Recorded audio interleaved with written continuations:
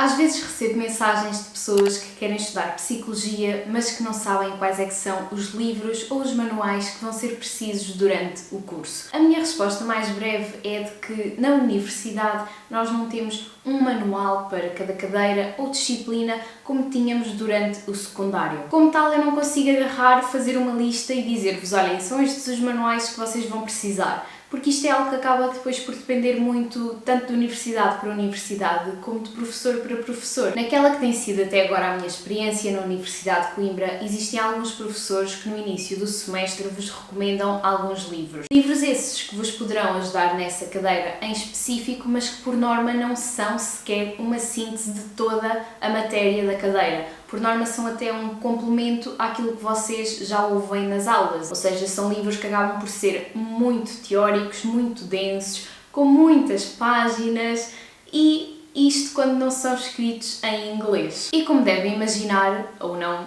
por este motivo, são poucas as pessoas que os acabam por ler. Como por norma, para esses livros já existem versões em PDF ou até mesmo resumos desses livros que acabam por circular entre os estudantes de ano para ano, eu não acho que faça muito sentido estar aqui a perder tempo e a falar sobre eles. Então aqueles que eu vou partilhar com vocês no vídeo de hoje são aqueles que eu considero efetivamente importantes e úteis para qualquer estudante de psicologia. São os livros que eu realmente li, ou porque um professor recomendou e eu achei que efetivamente aquilo fazia sentido adquirir uma cópia física para juntar aqui à minha coleção, ou que eu própria achei que poderiam ser interessantes e ter potencial e realmente acabaram por dar jeito. Para facilitar aqui a apresentação dos vários livros, eu vou começar pelos mais simples e pelos mais básicos, que se adequam até para quem estiver a estudar psicologia, por exemplo, no secundário, ou para quem tiver curiosidade e quiser começar já a ler um bocadinho mais sobre este assunto, e depois vou avançando progressivamente até àqueles que já são mais complexos, que têm uma linguagem também já mais técnica, e esses vocês provavelmente só irão dar utilidade talvez a partir do meio da vossa licenciatura. Aviso já que no final, se vocês tiverem interesse em comprar algum destes livros, eu vou deixar o link direto para cada um deles aqui em baixo na caixa de descrição. Na categoria de livros mais simples e mais básicos, nós vamos ter dois livros, sendo o primeiro deles Psicologia, tudo o que precisa de saber. Este livro foi um daqueles livros que eu comprei ainda quando estava a estudar no secundário e é um livro que contém muitas das experiências que foram feitas ao longo dos vários anos desde o surgimento da psicologia e que contém muitas teorias que nos levaram aos dias de hoje. Como ele tem uma linguagem bastante acessível, tem várias ilustrações e vários gráficos, eu acho que ele pode ser muito interessante ou para quem vai entrar agora para o curso ou para quem gostava simplesmente de aprender um bocadinho mais sobre os fundamentos da psicologia, as raízes da psicologia. Portanto, eu acho que este aqui é um dos principais para quem está a começar. O próximo livro chama-se Neuromitos, o que realmente sabemos sobre como funciona o nosso cérebro. Este livro, apesar de já ter uma linguagem um bocadinho mais teórica do que o livro anterior, continua a ser um livro muito acessível à população em geral e é um livro que eu acho importante de se ler antes de se entrar para o curso, porque contém vários mitos que vão passando de geração em geração e eles estão todos muito simplificados, desmistificados. Às vezes também têm gráficos e imagens. No início também tem um capítulo inicial com a história da psicologia, o desenvolvimento, o surgimento das primeiras investigações sobre o cérebro, aquilo que se sabia sobre o cérebro na altura versus aquilo que já se sabe hoje em dia. Portanto, eu acho que também é assim um livro muito interessante para se ler. Mais do que este livro vos ser útil em alguma cadeira em específico, eu acho que é um livro muito bom, mesmo para nós próprios, para nós desmistificarmos se calhar até alguns mitos em que ainda acreditamos. E como ele também é assim pequeno, vocês conseguem ler isto em relativamente pouco tempo, poucos dias, é de fácil leitura, não é pesado, tem mais ou menos um mito por página, está tudo muito bem organizado, tem um índice, se vocês não quiserem ler todos os mitos, podem ir só àqueles que vos despertem mais curiosidade. Portanto, este aqui, se calhar desta lista, é o livro que eu mais recomendo. Na categoria de livros mais teóricos, eu tenho de começar pelo nosso querido DSM, que para quem ainda não conhece, isto é o equivalente à Bíblia, mas para os psicólogos. Neste livro vocês podem encontrar todas as perturbações mentais que existem e que estão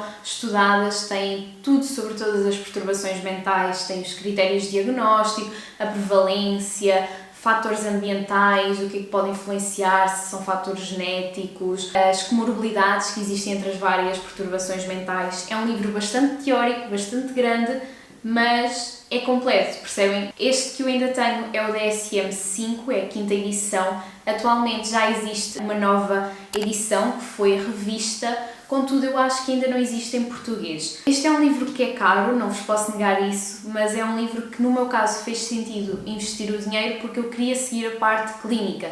Quem queira seguir, por exemplo, Psicologia das Organizações, se calhar não se justifica investir neste livro para a licenciatura. Vocês podem tentar arranjar a versão dele em PDF, eu não acabei de dizer isto, mas façam o que entenderem. Juntamente com o DSM, eu também adquiri o DSM Casos Clínicos. Os casos clínicos são histórias de casos clínicos, tal como diz o nome, e depois têm a análise do caso, com o diagnóstico, têm também a discussão em baixo, ou seja, a explicação, a análise de todos os critérios. Este livro já não posso considerar que ele seja tão importante como o próprio do DSM, mas é um livro interessante e acaba por ser um bom complemento ao DSM-5, porque vocês no DSM-5 têm a teoria e este aqui acaba por ser um bocadinho mais a teoria na mesma, mas a teoria de uma forma prática, porque lá está, são os casos clínicos, são histórias e vocês podem ver a análise daquela história. Ainda nos livros teóricos eu tenho aqui o Exame Psiquiátrico do Estado Mental. Este livro já tem muitos anos, eu comprei-o inclusive em segunda mão e foi durante a cadeira de Psicopatologia Temas Fundamentais que ele foi preciso e lá está, eu também só o comprei porque efetivamente eu adoro a parte clínica. Não se deixem enganar por ver a palavra psiquiátrico na capa deste livro porque ele dá imenso jeito a qualquer psicólogo, ele é bastante completo,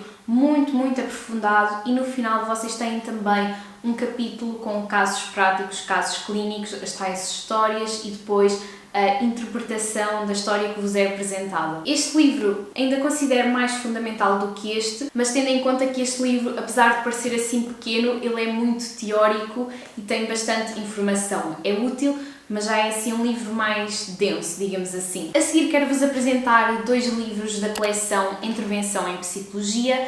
Estes aqui eu comprei mais por curiosidade, eu tenho o Psicologia Clínica e o Perturbações da Personalidade, porque na altura eram aqueles que faziam mais sentido, dado a minha área de interesse. Estes dois livros são ótimos se vocês não tiverem, por exemplo, o DSM. Agora, se vocês já tiverem o DSM, vocês vão reparar que eles são um bocadinho a repetição daquilo que está no DSM. Por exemplo, este aqui será mais ou menos a repetição do capítulo das perturbações da personalidade, que está no DSM, porque tem também os critérios. Mas aquilo que eu acho muito interessante nestes dois livros são os casos clínicos que eles têm, além deles terem a história e depois terem a apresentação clínica, ou seja, a interpretação do caso, eles têm também uma sugestão de intervenção psicológica, coisa que nos outros não é tão fácil de encontrar. Ambos estes livros acabam por ter alguma informação que nós falamos muito superficialmente durante a licenciatura, seja, por exemplo, a intervenção familiar ou a terapia de grupo. Portanto, eu achei que era um bom complemento àquilo que eu na altura estava a aprender e por serem assim mais pequeninos e até mais leves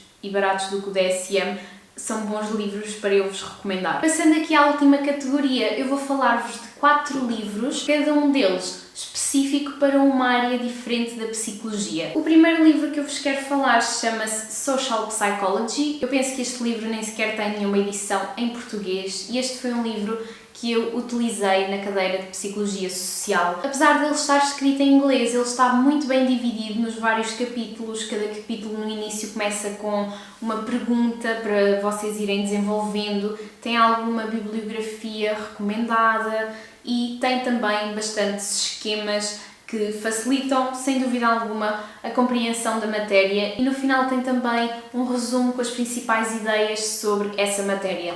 Este foi um livro que eu comprei de propósito para a cadeira de Psicologia Social, mas se vocês se interessam por essa área, provavelmente é um livro que vocês vão gostar de ler. O próximo livro chama-se Psicologia da Aprendizagem, foi escrito por uma autora portuguesa. Algumas das teorias que aparecem mencionadas no primeiro livro que eu vos recomendei no início do vídeo estão também aqui já explicadas de uma maneira mais aprofundada e com algumas referências para artigos se vocês quiserem aprofundar ainda mais. E está bastante bem dividido entre as várias teorias, os vários modelos. Aparece também aqui um capítulo a falar sobre a motivação para a aprendizagem no final. Portanto, é um livro de uma área que eu gosto, então eu decidi também comprá-lo. Este livro complementa muito bem a matéria que eu aprendi durante uma cadeira que se chamou Aprendizagem em Memória. Como tem as várias teorias e os vários modelos muito bem organizados nos vários capítulos, eu achei que também era uma boa sugestão de leitura. A seguir temos O Cérebro em 30 Segundos, 50 temas fascinantes da neurociência, cada um explicado em meio minuto. Este título deve-se ao facto de eles, em cada página, terem um tema diferente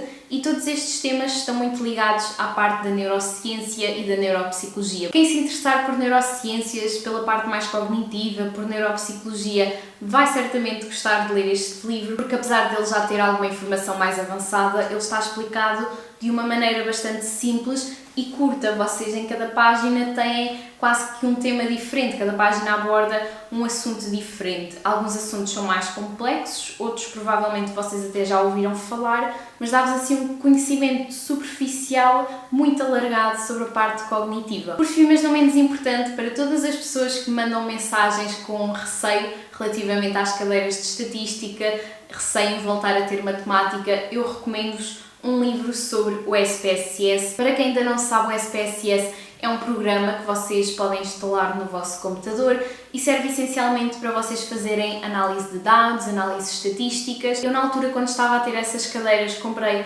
este livro em segunda mão. Eu não vos recomendo especificamente este livro, mas recomendo-vos um livro qualquer sobre o SPSS, porque nas aulas vocês vão aprender a trabalhar com este programa. Às vezes podem haver algumas tarefas que vocês se percam nos passos. E estes livros costumam ter prints do programa, costumam ter as tabelas também com os dados e vocês assim conseguem se calhar acompanhar mais facilmente e depois estudar em casa tendo aqui algum apoio. Lembro que todos os links dos livros que eu mencionei durante este vídeo estão aqui em baixo na caixa de descrição e aproveito também para vos dizer que se gostaram de assistir a este vídeo e se interessam em estudar Psicologia, se calhar vão gostar de assistir a esta playlist aqui de vídeos só sobre este tema.